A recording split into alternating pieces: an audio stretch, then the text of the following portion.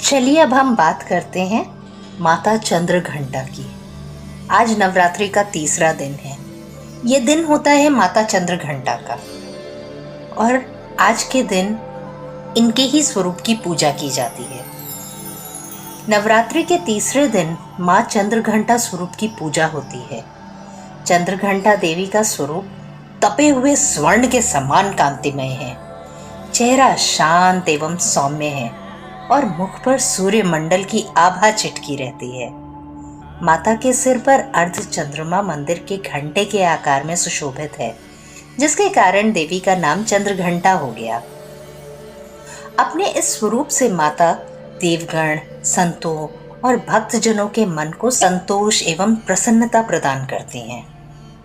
माँ चंद्रघंटा अपने प्रिय वाहन सिंह पर आरूढ़ होकर अपने 10 हाथों में खड्ग, तलवार, ढाल, गदा, पाश, त्रिशूल, चक्र, धनुष भरे हुए तरकश लिए मंद मंद मुस्कुराती होती हैं। इस देवी की कृपा से साधक को अलौकिक वस्तुओं के दर्शन होते हैं, दिव्य सुगंधियों का अनुभव होता है और कई तरह की ध्वनियां सुनाई देने लगती हैं। इन क्षणों में साधक को बहुत सावधान रहना चाहिए। इस देवी की आराधना से साधक में वीरता और निर्भयता के साथ साथ सौम्यता और विनम्रता का भी विकास होता है। इसलिए हमें चाहिए कि मन, वचन और कर्म के साथ ही काया को भी विहित विधि विधान के अनुसार परिशुद्ध पवित्र करके ही चंद्रघंटा के शरणागत होकर उनकी उपासना और आराधना की जाए। इससे सारे कष्टों से मुक्त होकर सहज ही परम पद के अधिकारी बना जा सकता है। ये देवी कल्याणकारी है। माँ चंद्रघंटा की पूजा करने से जातक के सभी पाप नष्ट हो जाते हैं और जन्म जन्म का डर समाप्त हो जाता है और जातक निर्भय बन जाता है। माता चंद्रघंटा की कथा कुछ इस प्रकार है। देवताओं और असुरों के बीच लंबे समय तक युद्ध चला। असुरों का स्वामी महिषासुर था और देवताओं के स्वामी थे इंद्र। महिषासुर ने देवताओं पर विजय प्राप्त करके इंद्र का सिंहासन हासिल कर लिया और स्वर्गलोक पर राज करने लगा। इसे देखकर सभी देवतागण परेशान हो गए थे। इस समस्या से निकलने का उपाय जानने के लिए त्रिदेव ब्रह्मा, विष्णु और महेश के पास गए। देवताओं ने बताया कि महिषासुर ने इंद्र, चंद्र, सूर्य, वायु और अन्य सभी देवताओं के सभी अधिकार छीन लिए हैं और उन्हें बंधक बनाकर स्वयं स्वर्गलोक का राजा बन गया है। देवताओं ने यह भी बताया कि महिषासुर के अत्याचार के कारण अब देवता पृथ्वी पर विचरण कर रहे हैं और स्वर्ग में उनके लिए स्थान ही नहीं है। ये सुनकर ब्रह्मा, विष्णु और भगवान शंकर को बड़ा क्रोध आया। क्रोध के कारण तीनों के मुख से ऊर्जा उत्पन्न हुई। देवगणों के शरीर से निकली ऊर्जा भी इस ऊर्जा से जाकर मिल गई। ये 10 दिशाओं में व्याप्त होने लगी। तभी वहां एक देवी का अवतरण हुआ। भगवान शंकर ने देवी को त्रिशूल और भगवान विष्णु ने चक्र प्रदान किया। इसी प्रकार अन्य देवी देवताओं ने भी माता के हाथों में अलग अलग प्रकार के अस्त्र और शस्त्र सजा दिए।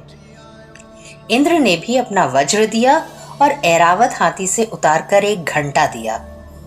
सूर्य ने अपना तेज और तलवार दिया और सवारी के लिए शेर दिया। देवी अब महिषासुर से युद्ध करने के लिए पूरी तरह तैयार थीं। उनका विशाल काय रूप देखकर महिषासुर यह समझ गया कि अब उसका काल आ गया है। महिषासुर ने अपनी सेना को देवी पर हमला करने को कहा। अन्य दैत्य और दानवों के दल भी युद्ध में कूद पड़े। देवी ने एक ही झटके में दानवों का संहार कर दिया। इस युद्ध में महिषासुर तो मारा गया, साथ ही बड़े और दानव और राक्षसों का भी संहार माँ ने कर दिया। इस तरह माँ ने सभी देवताओं को असुरों से अभयदान दिलाया। नवरात्रि के तीसरे दिन माँ चंद्रघंटा की पूजा की जाती है। ये शुक्र ग्रह की देवी मानी जाती हैं। नवरात्रि के तीसरे दिन माँ चंद्रघंटा की पूजा अर्चना करने वाले जातकों की जन्मपत्री में शुक्र दोष अपने आप समाप्त हो जाता है।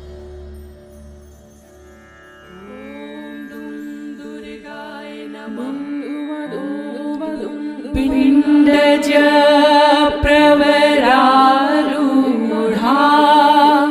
चण्डकोपासकेर्युता प्रसादं तनुते महा चन्द्रघण्टेति विश्रुता